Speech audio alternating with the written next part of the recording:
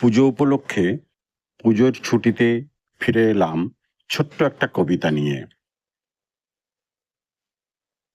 শুকতারা পত্রিকায় প্রকাশিত বিগত কোনো সংখ্যায়। কবি বা ছড়াকার মনোজকান্তি ঘোষ।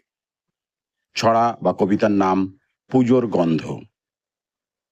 শরৎ এসেছে শিউলি সুবাসে, শরৎ এসেছে কাশে, শরতে এসেছে সোনালি সূর্য, আকাশে বলাকা ভাসে।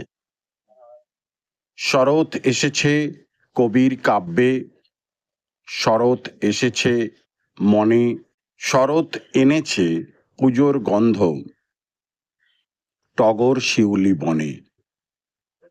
শরৎ এসেছে সুনীল আকাশে, বাতাসে পাখির সুর, শরতে এসেছে দেবী দুর্গা আর যোদ্ধা মহিষাসুর।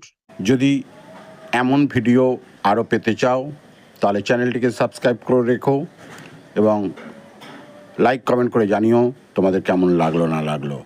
ধন্যবাদ।